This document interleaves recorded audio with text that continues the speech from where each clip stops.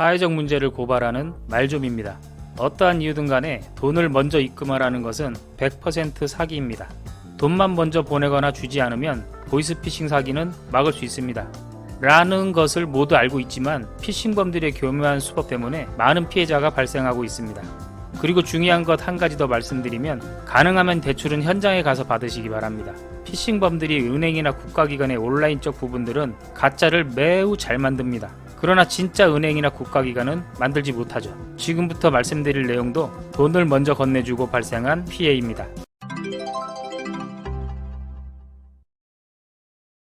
피해자는 페이스북에서 정부 지원 저금리 대환대출이라는 광고를 봤습니다. 부담이 되는 기존 대출금이 있어서 이자를 줄이려고 상담 요청을 했습니다. 다음날 오전 10시쯤 직원이라며 전화 연락이 왔습니다. 신용평가 결과 3.89%로 최고 5천만원까지 대출이 가능하다고 하며 대환대출금과 보험 약관대출까지 조회해 줬습니다. 이런 정보는 어떻게 알고 있을까요? 어디선가 정보가 유출이 되었다는 거네요. 아니면 큰 범위 내에서 대출금이 얼마 있으시네요 라고 얘기했는데 맞다며 낚였을 가능성도 있습니다. 다시 본론으로 돌아가서요. 3천만원 대출 요청을 하니 필요 서류를 준비해 팩스로 보내달라 해서 그렇게 진행했습니다. 이후 모바일에서 대출 신청서를 작성하라 하여 알려주는 대로 했는데 그때 악성 코드가 깔린 것 같다고 합니다. 그런데 이후 내용을 보면 악성 코드와는 전혀 상관이 없습니다.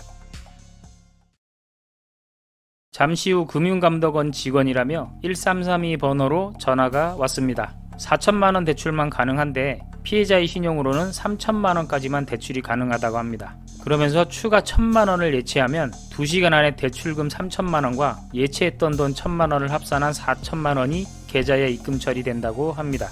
1천만원이 준비되면 수동예치 담당자를 보낸다며 그에게 주라고 합니다. 수동예치, 말도 참 잘 만들어내네요.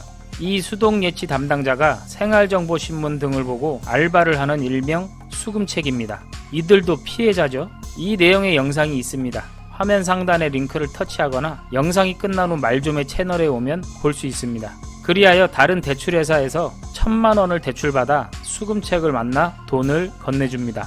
수금책은 피싱범들이 알려준 계좌로 무통장 입금을 했을 것입니다.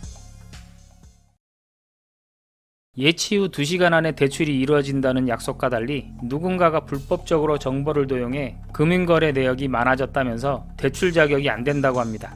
대출 이력이 총 11건인데 대출 이력 삭제를 하기 위해서는 1,300만원을 더 예치해야 한다고 합니다. 다음날 아침 또다시 대출을 받아 전날 그 수금책에게 1,300만원을 같은 방식으로 건네준 거죠. 그리고 또 2시간이 지나서 입금이 안 됐다고 하니 이번에는 공탁비용 1,000만원이 필요하다고 합니다. 뒤늦게 사기라는 의심이 되어 다른 사람의 전화기로 금융감독원 1332번으로 전화를 해보고 사기임을 확신했다고 합니다. 너무나도 늦게 알게 된 거죠. 1,000만원과 1,300만원, 2회에 걸쳐 총 2,300만원의 피해를 본 겁니다. 어떠한 이유든 간에 돈을 먼저 입금하라는 것은 100% 사기라는 것을 몰랐을까요? 금융감독원 번호인 1332번에서 전화가 오니 믿었다가 당한 것 같습니다. 금융감독원에서 전화가 오면 1332번으로 안 옵니다. 일반 전화로 오죠. 우리가 전화를 할 때나 ARS 번호인 1332번으로 하는 겁니다. 피해자는 피해 내용과 함께 보이스피싱의 단속을 촉구했습니다.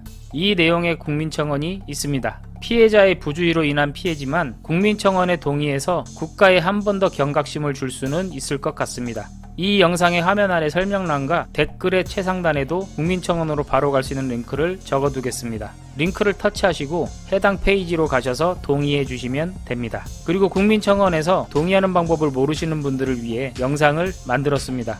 영상의 화면 상단에 뜨는 링크를 터치하시면 보실 수 있고요. 국민청원 페이지 링크와 함께 이 영상의 화면 아래 설명란과 댓글의 최상단에도 적어두겠습니다. 기아의 소중한 동의 부탁드리겠습니다. 제가 다른 영상 만들면서 경찰청에 통화를 해봤는데요. 신고건은 잡을 방법이 없다고 합니다. 전화기나 SNS의 명의 등 모든 것이 엉뚱한 사람들의 것이니 잡을 방법이 없는 것은 이해를 하겠는데 기분은 별로 좋지는 않더라고요. 수사는 다른 방식으로만 한다고 합니다. 그런데 중국 보이스피싱 1단 건건은 몇 년에 한 번씩만 있는 것을 보면 그리 확실한 방식이 아닌 것 같네요.